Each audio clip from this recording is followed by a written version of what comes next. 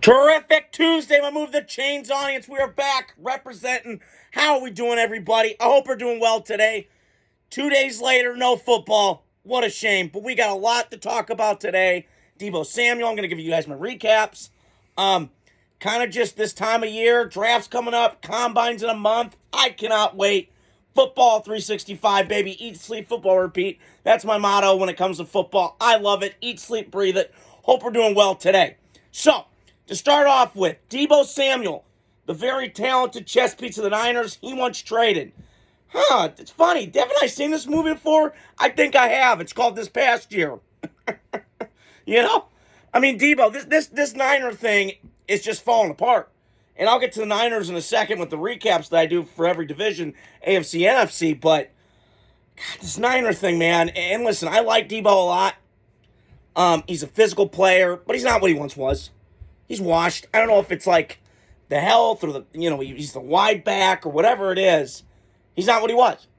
And I think him holding out, him kind of bitching, pandering, all this other shit. I'm out, man. Like, I'm done with this. The receiver position, I've seen this my whole life. When the fuck do they matter?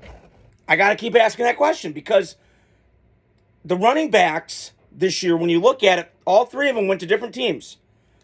Josh Jacobs went to the Packers. Derrick Henry went to the Ravens. And Saquon went to the Eagles. They got better. They got tougher. They got more physical. They set the tone on the offense. They tell you the temperature of the offense, what they want to become. Tougher, physical. I'm not saying receivers can't do that.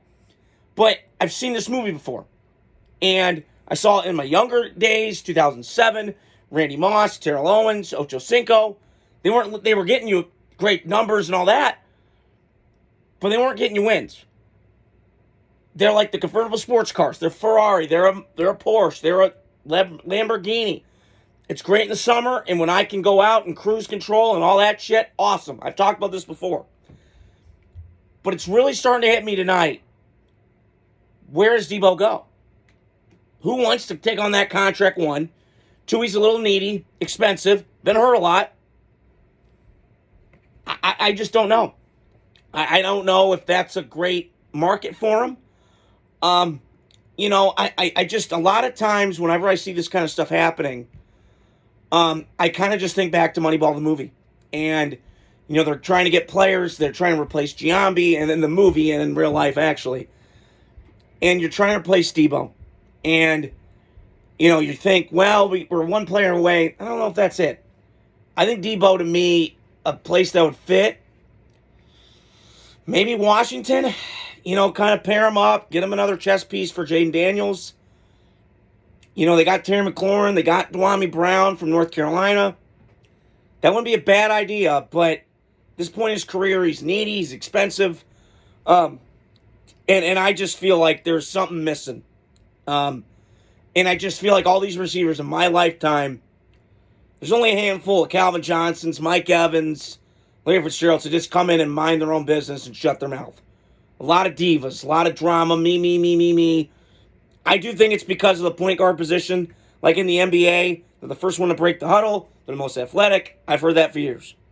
So, we got to see, man. But I'm not surprised. I mean, this receiver thing is just ridiculous. And if you want me to tell you something, I think Brock Purdy doesn't need both those receivers. He needs Christian McCaffrey. The Niners are mainly a Christian McCaffrey and Kyle Shanahan led football team on offense, per se. So, let me get into that. So, NFC West was a little wild this year. Rams won it. Not surprised. They have the best quarterback, best coach in that division. Sean McVay, Matt Stafford still balling. Had a bumpy ride. Started out 1-4 for the second year in a row. But as long as you got number 9 back there, a quarterback slinging that pill, I've got no worries in the world. They got healthy at the right time. They beat the Vikings pretty handily. Their defensive line got really good near the end of the year. Noah Leasing knows what I'm talking about. The biggest Rams fan I know. So I just think the Rams, as long as Stafford's there and McVay, I think they're going to be competitive. And whether that's get to another Super Bowl or not, I don't know. Because the way I'm looking at it going forward, it's them, and I think it's Seattle's division to lose. I think it's between those two. Because if you saw it this year, it kind of panned out that way. Most of the year was Seattle and LA going back and forth. who's going to win that thing. So I do think moving forward, the Rams, to me, have a lot better players than Seattle, but it's not by much. I'll get into Seattle in a second. But to me, when I look at the Rams, their defensive line got better. They're hitting on all their draft picks in the later rounds, especially on defense. I think Les Snead's done an incredible job. I think him and John Schneider are two of the more underrated GMs in football. I put, Jason Light down in Tampa in that category. You all know about Howie Roseman and Brian Gutekunst of the Packers. I think they're in that class too. So I just feel like, to me, the Rams are right there. And I think as long as you got Stafford and you got McVay, good things are going to happen. Now, we got to see what Stafford, is he coming back? Is he going to another team? We don't know. Because if he leaves and goes to another team, now you got to go figure out, got to get a quarterback. But my hunch is, and we'll see what happens moving forward, because, excuse me, there are 5 teams that could get Stafford. I don't know where.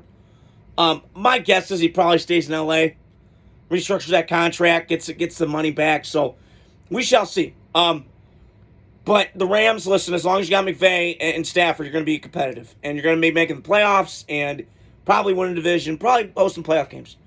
I did the Niners second, but I just, didn't understand. I didn't think it was going to be the season from hell that they had. All the injuries, all the drama that I saw. They got noisy. You had the Brandon Ayuk bullshit, Deebo Samuel, he's holding out, pitching that he wants the ball. Pander to me. Crying out loud.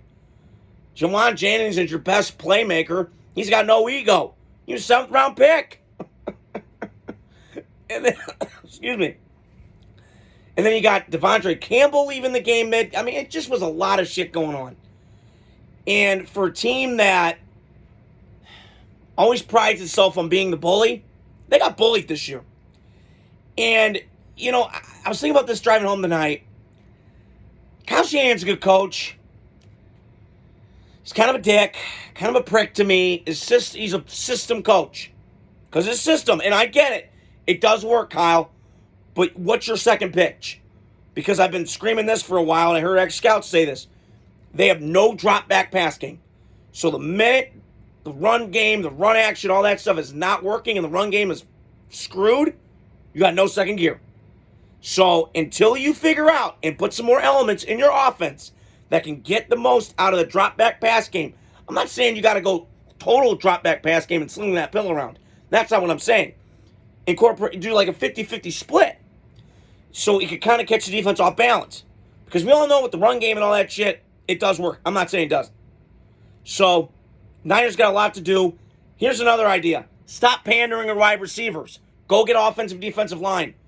Because if you watch the Super Bowl, Philadelphia has got both lines of scrimmage pretty damn good. Well, Pat, you don't. Your D-line's Nick Bosa and a bunch of dudes. You gave Hargrave all that money a couple years ago. He's busted out. I mean, he put an ABP out. Missing persons report, because I can't find him. So, I think the Niners got a lot of question marks. And then you got to figure out with Purdy. He's pretty good, but I'm not paying him $70. No. No way, no how. I saw this movie. He's a nice story. I like Brock Purdy. He overcame a bunch of shit. He was last pick. I got all that. And he's done really well in his career. But he's kind of like Dak Prescott at this point. He's great in the locker room, great guy, all that stuff. I got it. But in terms of the player and where we're putting him on in the NFC, I don't even think he's a great quarterback. I mean, I'm looking around. I'm trying to think in my head.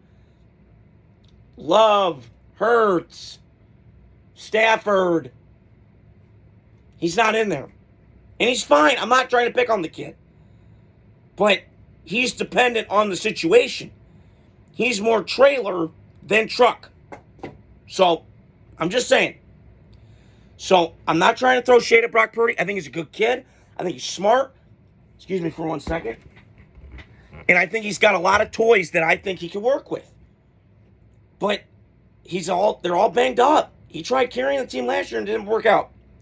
So I think the Niners going forward, I do believe they have to invest in the offense defensive line. Because until then you're going to get macked around by Philly. I think Green Bay's got a pretty good offensive line. They always have in their history. And Minnesota isn't too bad. They're coming. Especially Brian Flores coming back. And that defense, add more pieces to that arsenal. Watch out. Detroit, and, Washington's coming. So, San Francisco, you had your window. You pissed down your leg. Good job, Kyle Shanahan. Okay, so that was my recap on the Niners. Just wanted to clarify. Invest in O-line and D-line. Stop paying the wide receivers. You got a big decision on Brock Purdy.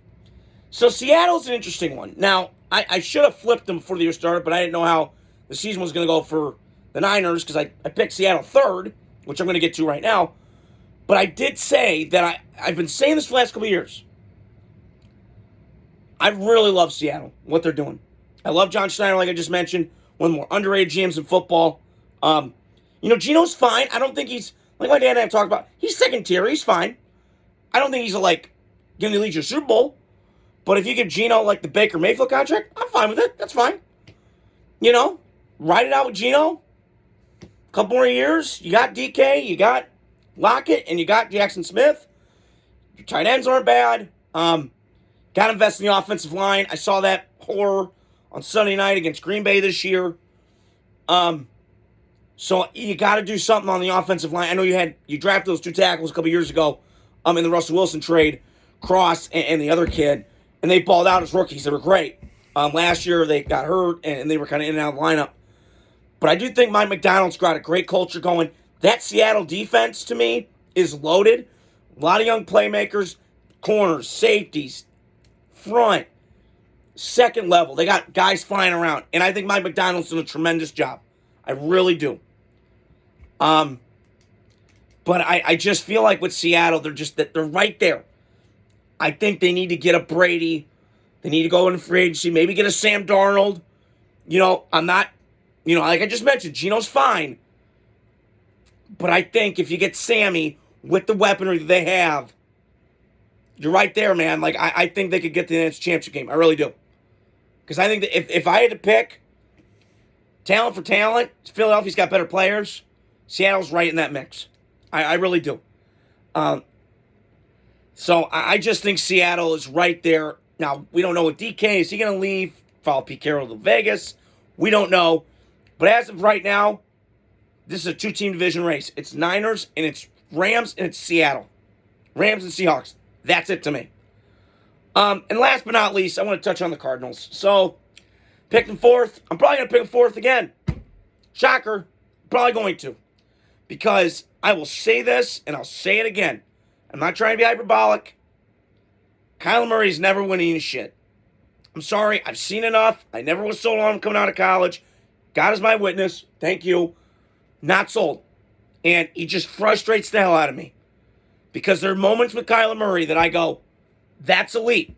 And he's one of the best athletes of my lifetime. He's rare. He's 5'11". He's 207. All that I understand. But he's been hurt. I got worries about him not grinding enough in the offseason. Maturity issues. Playing too much Pum video games. I'm out. And I don't want to hear about the weaponry being bad in Arizona. They got players. Marvin Harrison had a good rookie year. Trey McBride's like the next George Kittle. Their own line's okay. James Conner's a badass. Duchich, the little midget dude, can play. So I don't want to hear it. On offense, there's no excuse. Arizona, to me, should be struggling sometimes the way they are. But when I watch Kyler, and I watched a couple of Arizona games this year, they had the Viking game on, they had all these other games on. Kyler Murray frustrates the living hell out of me. You're never going to win with him. And I told my cousin Phil Sexton this at Christmas time. I just am out. If I had to pick right now, I'd pick Bryce Young over him. And I'm just being honest. Because this movie, I'm tired of watching it. There's no reason Kyler Murray can't be a successful quarterback in this league. But the problem with him is he's moody, Jay Cutler-esque vibes. I'm out. Like, the gaming is a problem. I don't care if you're a corner and everybody thinks I get on this about it. No. When a organization has to put in your contract a clause to watch film 4 hours, that's on you. So, I think Arizona's got some players. I like them. They kind of remind me of, I'm trying to think of a team. I thought about it on the way home tonight. Who was the team? They remind me of the Giants a little bit. They got some players, but a long way to go. I know they got Kyler quarterback, but I'm not sold. I never will be. Maybe he proves me wrong. I don't know, but that's just my hunch. So, appreciate you guys listening tonight. Football's over, but I got to come up with more content. Stay tuned. Hit the like, subscribe, share button, as I always mention on my podcast. Have a great night. Adios. Godspeed.